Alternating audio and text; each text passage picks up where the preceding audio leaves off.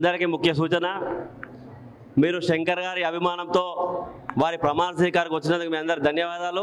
అదేవిధంగా ఈ కార్యక్రమం అనంతరం శంకర్ గౌడ్ గారు భోజనాలు ఏర్పాటు చేశారు. అందరూ కూడా భోజనాలు చేసి వెళ్ళాల్సిందిగా కోరుతున్నాము. దయచేసి కొద్దిసేపు సమయం మనం పాటించండి. కొద్దిసేపట్లో ఈ కార్యక్రమాన్ని ముగిస్తాము.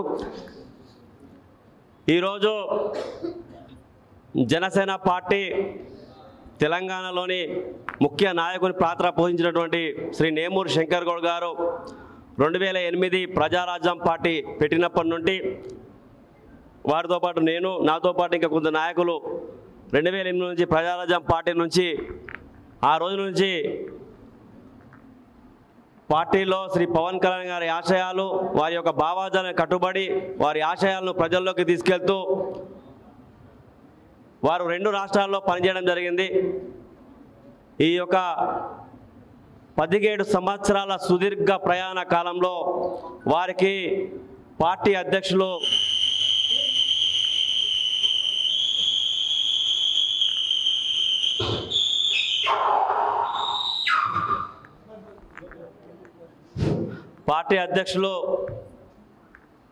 ఈరోజు బాధ్యత ఎక్కడ ఇవ్వాలని ఆలోచించినప్పటికీ తెలంగాణ నుండి మహేందర్ రెడ్డి గారికి వారికి బోర్డు మెంబర్గా ఇవ్వడం జరిగింది. ఇక్కడ తెలంగాణలో ఉన్నటువంటి శంకర్ గారికి టీడీపీలో ఎంత పోటీ ఉన్నప్పటికీ కూడా పార్టీ అధ్యక్షులు గారు శంకర్ గౌడ్ మీద ఉన్న అభిమానంతో వారు శ్రీ టీటీడీలో బాధ్యత తీసుకురావడానికి వారు ఎక్కువ చొరవ చేసుకొని ఈరోజు Himayat Nagar TTD local adviser committee చైర్మన్గా వారికి బాధ్యత ఇవ్వడం జరిగింది.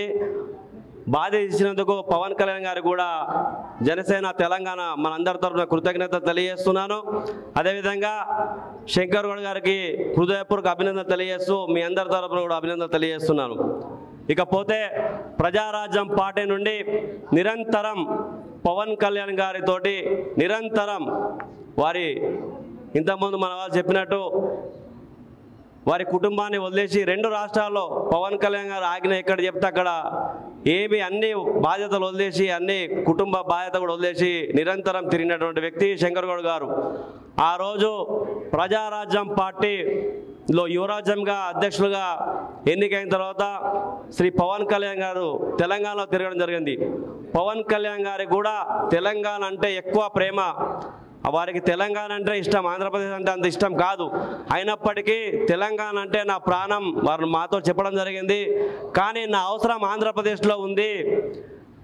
ఆ అవసరం అక్కడ ఆంధ్రప్రదేశ్లో అక్కడ ఒక ఆంధ్రప్రదేశ్ రాష్ట్రంలో వైసీపీ పార్టీని ప్రభుత్వాన్ని కూల్చేసి మనం ప్రభుత్వాన్ని అక్కడ ఏర్పాటు చేయాలన్న ఒక తపనతోటి వారు సుదీర్ఘమైన ప్రయాణం చేసి చెప్పిన మాట ప్రకారం అక్కడ ప్రభుత్వాన్ని దించేసి ఎన్డీఏ కూటమిలో భాగస్వామై ఎన్డీఏ కూటమిలో ఉండి కూడా శ్రీ నరేంద్ర మోదీ నాయకత్వంలో కూటమిలో ఉండి కూడా జాతీయ పార్టీని ఎదిరించి టీడీపీ పార్టీకి మద్దతు పలికి అక్కడ కేంద్రంలో ఒప్పించి ఇక్కడ రాష్ట్రంలో బాబు గారిని ఒప్పించి కూటమి భాగస్వామి చేసి ఇచ్చిన సీట్లను ఇంకా తగ్గించుకొని ఇంకా మిగతా సీట్లు కూడా వాళ్ళకి ఇచ్చి ఈరోజు 100% స్ట్రైక్ రేట్ కొట్టి భారతదేశం చరిత్రలోనే ఒక ఉన్నత స్థానంలో వెళ్ళినటువంటి వ్యక్తితో మనమందరం ప్రయాణం చేస్తున్నాం. అదంతా మన సంతోషం. వారితోటి వారి యొక్క భావాజాలను కట్టుబడి మనం పనిచేస్తున్నందుకు మనందరం గర్వించాలి. ఏ పదవులు అవసరం లేదు. వారి యొక్క సూచనల మేరకు మనం పనిచేస్తూ ఉంటే ఏదో ఒక రోజు అవన్నీ ప్రతి ఒక్కరికి అందుతాయి. ఈరోజు శంకర్ గారు రావచ్చు, రేపు మీకు రావచ్చు, అందరికీ పదవులు వస్తాయి. పదవులు శాశ్వతం కాదు. పవన్ కళ్యాణ్ గారు చాలాసార్లు చెప్తారు, వారి గురించి లక్షలాది మంది వారికి కలవకుండా వారికి ఏమి చేయకుండా ఎన్నో సేవా కార్యక్రమం చేయడము, వారికి ఏదైతే మొన్న జరిగిన ఎలక్షన్లో కూడా చాలా లక్షలాది మంది పనిచేశారు. వారికి ఎవరు కూడా తెలియదు. వారికి ఆ విషయం కూడా తెలుసు. వారు చాలాసార్లు చెప్పడం జరిగింది. మనం ఇంకా చాలా దగ్గరగా ఉన్నాం. ఆంధ్రప్రదేశ్లో కలవాలంటే చాలా ఇబ్బంది పడతారు. కానీ పవన్ కళ్యాణ్ గారు మొదటి స్థానం తెలంగాణ ఉన్న నాయకులకు పార్టీ శ్రేణులకే ప్రతిసారి ఇస్తారు కూడా.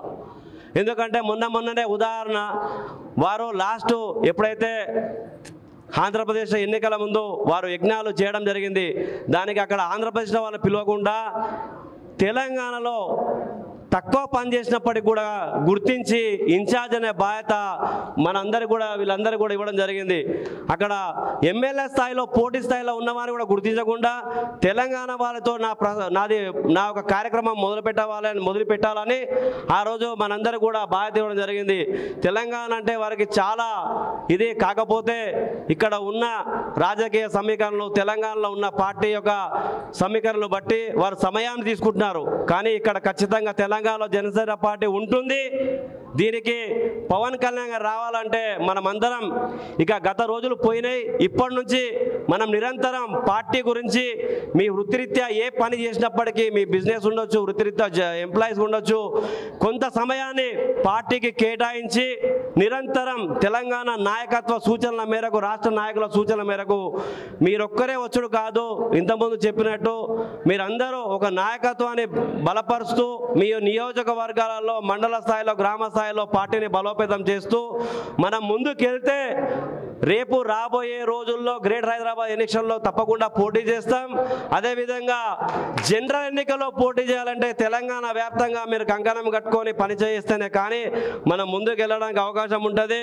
దయచేసి అన్యదా భావించకుండా ప్రతి ఒక్కరు సమయాన్ని ఇవ్వండి, నాయకులను ఆహ్వానించండి, పార్టీ శ్రేణులను ఆహ్వానించండి, వీర మహిళలను ఆహ్వానించండి, పార్టీ బలోపేతానికి కృషి చేయండి.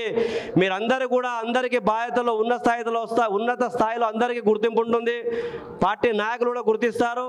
వారికి మరొక్కసారి ఇంకో వేరే సమావేశంలో మాట్లాడదాం, అందరికీ ఆకలి అవుతుంది కాబట్టి ఈ అవకాశం ఇచ్చిన శంకర్ గారికి హృదయపూర్వక కృతజ్ఞతలు తెలియజేస్తూ ఇప్పుడు మన టీటీడీ లోకల్ అడ్వైజర్ చైర్మన్ అయిన ప్రమాణ స్వీకారం చేసినటువంటి రాష్ట్ర ఇన్ఛార్జ్ అదేవిధంగా శ్రీ పవన్ కళ్యాణ్ గారి సన్నిహితుడైనటువంటి 17 సంవత్సరాల సుదీర్ఘ ప్రయాణం చేస్తున్నటువంటి శంకర్ గౌడ్ గారిని మాట్లాడవలసిందిగా కోరుతున్నాను.